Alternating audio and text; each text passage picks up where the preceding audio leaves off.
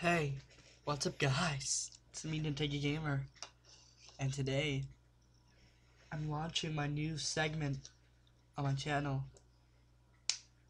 I know what I'm gonna call it, but we're reading video game creepypastas. Woo!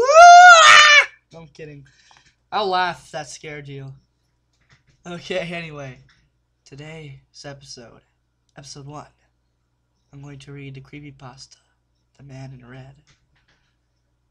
It's been days since the massacre, and I pray I'm not next in line to receive an early grave, but our king says different. Life in this world is quite relaxing whenever you don't have danger getting thrown at you all the time. Getting eaten by creatures or getting jumped by some jerk who just doesn't care, if I recall correctly. It was just another day for me and my peers when the boss slammed open the door suddenly. It scared some of my peers. One guy hid in his house and refused to be coaxed out. Anywho, our boss had a look of fright on his face. This has never happened before, he exasperated. Our troop is among the best in the world. What happened? A friend of mine asked. According to Sergeant Blue, sir, the man in red has been spotted traversing the worlds, killing anybody that so much as looks at him. I couldn't believe it. You're making this up, right? I timidly asked. Hell to the no, our boss replied. This red man's got even the king worried. And we know that it's tough to instill fear into him. Does anybody know what this guy wants? Someone else asked. I don't know. All I know is that this psycho must be stopped at all costs.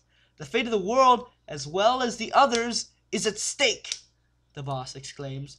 The next day, we leave the safety of our fortress and make way for a lush world set in the tropics.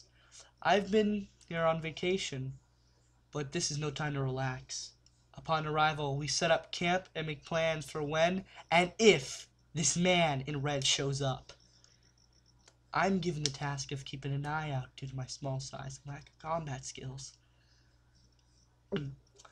While searching for an ideal place to keep watch, I get a sense of dread. But I'm really shaking off.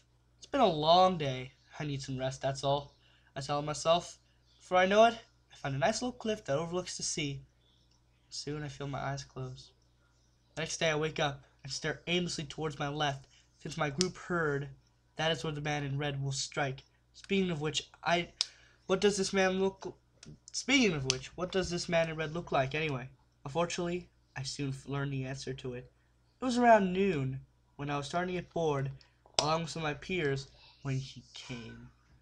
I didn't get much of a good look at the man in red, but what he did, he horrified me, and quite possibly scarred me for life. One of my peers threw a boomerang at him, but he just jumped over him and crushed his neck.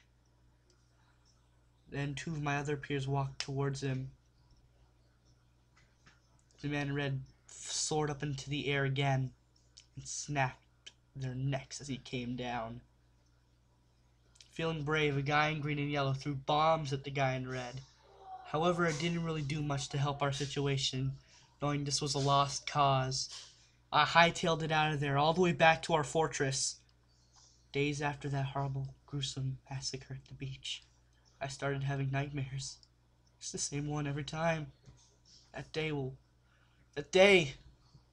forever play out in my head. Each time the man in red looks more demonic, and my peers look more creepish themselves. As I write this, I hear sounds of a door open. Curious to see what it is, I rush to see the cause of the disturbance. Then I see a familiar figure, and I just black out. And the last things I hear before I go into that eternal blackout are, "It's me, Mario!"